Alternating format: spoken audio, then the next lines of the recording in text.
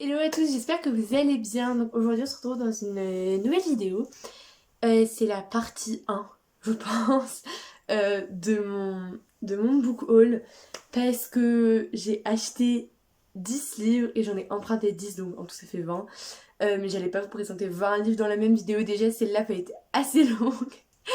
Et du coup, je vais attendre d'avoir reçu tous les livres que j'ai achetés pour vous faire une vidéo avec les livres que j'ai achetés. Donc là, aujourd'hui, comme vous avez pu le voir dans le titre, c'est un book haul avec des livres que j'ai empruntés. Donc il y a des livres que j'ai empruntés à la bibliothèque et d'autres que j'ai empruntés à ma grand-mère ou à ma mère et que dans tous les cas, je vais garder dans ma bibliothèque parce que je leur rendrai jamais. Du coup, j'ai emprunté deux mangas. Alors, c'est les deux premiers tomes. Je sais pas si c'est une duologie ou si c'est une saga ou une trilogie, je sais pas du tout. Ça s'appelle Solana, c'est écrit par Inyo Asano et je ne sais pas l'édition parce que c'est écrit de nulle part. Enfin, c'est forcément écrit quelque part, mais je vous avoue que j'ai eu un peu la flemme de chercher. Je sais pas ce que ça raconte, vous allez voir pour plusieurs livres, je ne sais pas ce que ça raconte. Mais voilà, j'ai vraiment envie en ce moment de me lancer dans des histoires sans savoir exactement de quoi ça va parler pour avoir de la surprise en fait, un effet de surprise, etc. Et en plus, j'ai une bonne excuse parce qu'en fait, derrière, il y a juste des avis. Voilà, voilà. Donc, ils disent que c'est une petite histoire d'amour drôle et triste.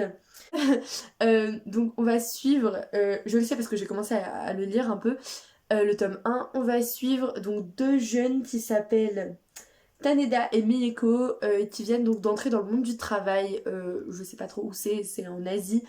Euh, voilà, ils viennent d'entrer dans le monde du travail et je pense qu'on va suivre leur quotidien. Entre les deux, ça se passe pas très bien dans leur couple. Voilà, j'en sais pas plus et j'ai été très très tentée, surtout que les mangas, c'est le genre de lecture qui se lit assez vite. Et comment vous dire que bon, cette vidéo normalement sortira avant un update lecture. Ça fait un mois et demi quand je tourne cette vidéo que j'ai lu un livre et que je ne vous ai toujours pas présenté en vidéo parce que j'ai une panne de lecture. Et du coup, je me dis que pour me remettre dans le bain des petits mangas, ça se lit rapidement. Donc, je peux vous faire rapidement des updates lecture.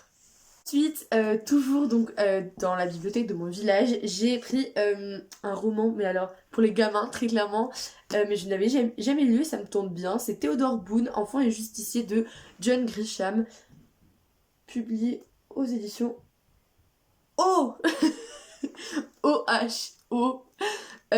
Donc qu'est-ce que ça raconte? Donc c'est l'histoire de Théodore Boone qui a toujours rêvé de devenir avocat et à 13 ans il aime bien résoudre des petits mystères, etc. Et en fait il va tomber sur des éléments, comment il dit ça? Des éléments accablants, voilà, dans le plus grand procès que sa ville ait jamais connu. Sauf qu'il a juré de garder le secret, donc de pas révéler ces éléments, mais il peut pas non plus laisser un meurtre se passer tranquille. Donc voilà, on va le suivre qui essaye voilà, de résoudre tout ça. C'est écrit assez gros, il y a vraiment pas beaucoup de pages. C'est vraiment pour la jeunesse, hein, vous voyez le genre de couverture. Mais bon, ça me tentait bien. Puis je me suis dit, bon, un petit roman doudou. Je pense que ça va vraiment être un petit roman doudou parce que malgré que le fait qu'il y ait un petit côté policier, ça reste de la littérature jeunesse. Donc je pense que ce sera tout calme, tout mignon. J'ai pris. Alors, le livre 1 d'une saga qui s'appelle Les Royaumes oubliés. Et donc le livre 1 s'appelle La légende de Drist. Écrit par R.A. Salvatore. Donc voilà, c'est de la fantaisie noire. C'est vraiment pas gros. Je pensais pour de la fantaisie, ça allait être beaucoup plus gros. Il y a combien de pages? Il y a 369 pages. Donc c'est vraiment pas gros. Euh, Bon, alors, comment vous résumer? C'est l'histoire de Drist, c'est un elfe noir, donc dans le monde d'Outre-Terre. Les elfes noirs, on les appelle des Drow, D-R-O-W. Et donc, Outre-Terre, c'est un monde souterrain où il y a beaucoup de créatures maléfiques et où tu peux avoir le pouvoir que par la guerre, le meurtre, etc. Là-bas, genre, t'as pas d'amitié, t'as pas d'honneur, t'as pas de famille, t'as rien. Et donc, Drist est un elfe noir qui est élevé dans une maison et donc chaque maison est dirigée par une matrone. Et donc, le rôle des Drow, si j'ai bien compris, en fait, c'est de tuer, en fait. Sauf que lui, il est différent des autres Drow, Drist, et il ne veut pas devenir un assassin au service de sa maison. Mais s'il veut survivre, en fait, il doit faire genre, il veut bien faire genre, il est comme les autres.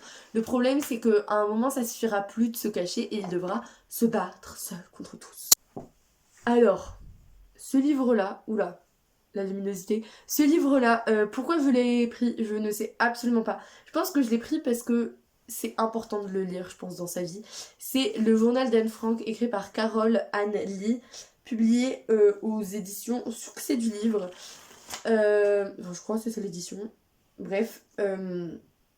Donc Anne Frank, je pense que j'ai pas besoin d'expliquer. Franchement, désolée, ça va être violent, hein, mais ceux qui ne connaissent pas Anne Frank, posez-vous des questions réellement sur votre culture générale. Anne Frank, bon, je vais quand même faire un rapide résumé. C'est l'histoire d'une jeune fille juive qui s'est cachée avec sa famille, des voisins, des amis, dans l'arrière-boutique de Jean. Et pendant très très longtemps, ils sont restés cachés là, donc c'est pendant la Seconde Guerre mondiale. Et un jour, ils se sont fait dénoncer par un jeune homme, et donc elle a été déportée avec sa sœur dans le camp, je sais plus dans quel camp, et elle est morte dans ce camp de concentration. Et en fait, pendant tout le temps où elle était en confinement, en arrière-boutique donc de ces personnes, elle a tenu un journal. Et donc voilà, bon, vous savez que je déteste les biographies, que ce soit biographie ou autobiographie.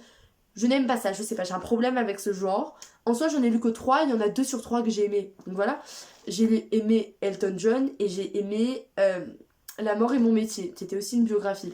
Mais Simone Veil, en fait, vraiment, ça m'a dégoûté des biographies, même si c'est ultra intéressant ce qu'elle vit, hein. Mais je me dis que Anne Frank, c'est quand même un truc à lire. Donc bon, je l'ai pris, mais je sais vraiment pas quand est-ce que je vais lire. Ça, c'est à ma mamie, donc j'ai pas de temps à partir pour le lire. Je pense que je le lirai dans très très longtemps.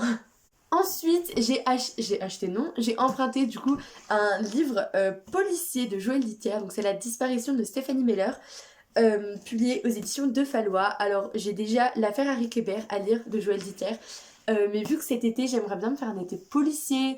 Alors vu tout ce que je me suis racheté, donc dans les 10 livres que j'ai rachetés, il n'y en a pas un seul de policier, et j'ai envie de tous les lire cet été, donc je sais pas si je me ferai réellement un été policier en fait. Bref, quoi qu'il en soit, donc Stephanie Meller, c'est le 30 juillet 1994.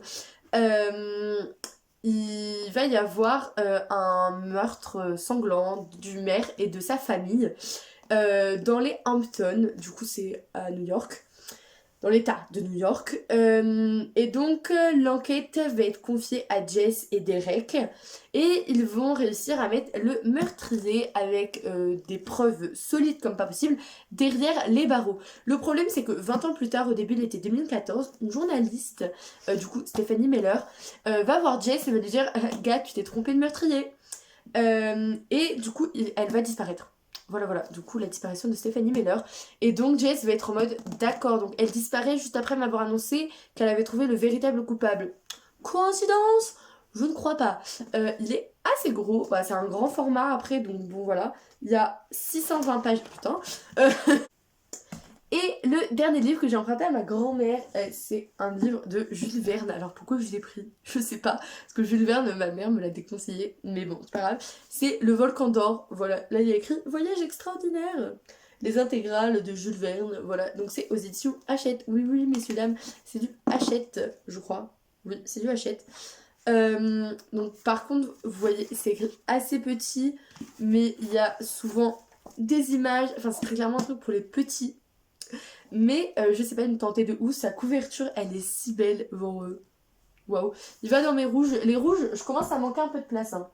Les noirs, je manque clairement de place. Les bleus, plus de place non plus. Les gris, faut même pas y penser. Et je viens de me racheter 10 livres. Je suis pas possible. Bref. Du coup, Le Volcan d'Or, je sais pas ce que ça raconte parce que du coup, il n'y a pas de quatrième de couverture. Mais voilà, un petit Jules Verne. Je me suis dit que ça pouvait être sympatoche. Par contre, il est assez gros, hein. Je sais pas du tout quand est-ce que je vais le lire, mais il a l'air bien. Après, j'ai emprunté 4 livres à ma mère. Alors, le premier, c'est de Jean-Christophe Granger. Alors, je vous préviens, je vais dire Grange à partir de maintenant. Parce que déjà, Granger, ça me fait penser à Hermione Granger. C'est du coup le nom de Hermione dans la version québécoise, si je me trompe pas. Donc, Granger, ça me fait ultra bizarre. Et surtout que pour moi, il y a écrit Grange. Je sais que là, il y a un mini accent. Mais moi, je ne le vois pas. Donc, je vais dire Jean-Christophe Grange. Qui a donc écrit L'Empire des loups, publié aux éditions Albin Michel, je crois. Oui, c'est ça. Aux éditions Albin Michel. Je sais pas ce que ça raconte parce que là, pareil, il y a que des avis. Je sais juste que c'est. Ma mère m'a dit que c'était un thriller. Et du coup, bah, encore une fois, pour mon petit été, why not? Alors, les chapitres, est-ce qu'ils sont gros ou pas? ils sont tout petits les chapitres, c'est trop bien. Why not? Ensuite, attention, des livres dont j'ai le résumé enfin. Du coup, le premier, c'est Au petit bonheur, la chance de Aurélie Valognes, publié aux éditions Mazarine. Alors, c'est en 1968, pardon. Jean a 6 ans quand il est confié du jour au lendemain à sa grand-mère pour l'été, pour toujours. Il n'a pas prévu ça, elle non plus. Et donc, en gros, voilà, c'est un petit garçon qui va être confié à sa grand-mère. Il sait vraiment pas pourquoi. Et en gros, voilà, on va les suivre tous les deux. Avec tous les petits soucis de la vie, je crois. Ensemble, dans une société en plein bouleversement, ils découvrent que ce sont les bonheurs simples qui font le sel de la vie. Un duo improbable et attachant pour une cure de bonne humeur garantie. Sur Doudou, là, pour le coup. Et ça a l'air d'être trop bien. J'ai envie de lire plus de contemporain. Et donc, je pense que commencer avec des petits livres comme ça, pourquoi pas. C'est assez petit en plus. Enfin, c'est un beau petit loulou, hein. Mais je suis vraiment super pressée de le commencer parce qu'il me tente vraiment. C'est tout simple, mais en fait, les petites lectures douces comme ça, pour l'été, sur un transat, pourquoi pas. Ensuite, c'est deux livres, les 2 derniers livres de ce haul, de la même auteure que ma mère n'a pas aimé, mais moi j'ai envie de les lire. C'est de Agnès Martin-Lugan. Entre mes mains, le bonheur se faufile. C'est l'histoire, le résumé est à l'intérieur, hein, de Iris, qui est bourgeoise. Je sais vraiment pas ce que ça raconte. Je crois que ça a un rapport avec la couture. Je sais vraiment pas ce que ça raconte. Je sais que c'est des petites embrouilles aussi, mais ça a l'air vraiment sympatoche. Ma mère n'a pas du tout aimé, elle a trouvé ça chiant à mourir, elle a trouvé qu'il se passait rien et que tout était évident. Et genre tout était prévisible quoi. Donc voilà, c'est un beau petit loulou parce que malgré qu'il soit petit, il fait quand même 270 pages, bocal. Et du coup, le deuxième, donc les gens ils relisent et boivent du café, c'est l'histoire de Diane qui a perdu son mari et sa fille dans un accident de voiture et elle va essayer de se reconstruire, je crois que c'est ça. Et donc, pour ceux qui me connaissent sur ma chaîne YouTube, vous le savez. Pour les autres, j'ai vécu un deuil, c'était pas récemment, mais bref, c'est encore récent. Donc je me dis qu'un petit roman sur le deuil, sur la reconstruction, etc. après un deuil, ça peut être pas mal. Il est un peu plus petit, je pense. Ouais, voilà, 180 pages. Ça, très clairement, je vais lire cet été, je pense, parce que ça me tente vraiment et je pense que ça peut être ultra intéressant. Je suis très très très pressée de vous en reparler. Mais bon, là, du coup, je viens de vous en présenter 10 normalement. 1, 2, 3, 4, 5, 6, 7, 8, 9, 10. Ouais! Et on se retrouve très bientôt pour un haul des livres que j'ai achetés. Et très bientôt aussi pour un update lecture normalement parce que là aussi c'est important d'en faire un. Bref, voilà tout le monde, c'est la fin de cette vidéo. J'espère que j'aurai peut-être rallongé votre wishlist. En tout cas, c'est presque sûr que dans la vidéo prochaine, je rallongerai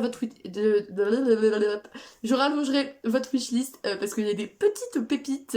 En tout cas, voilà, c'est tout pour aujourd'hui et je vous fais des gros bisous.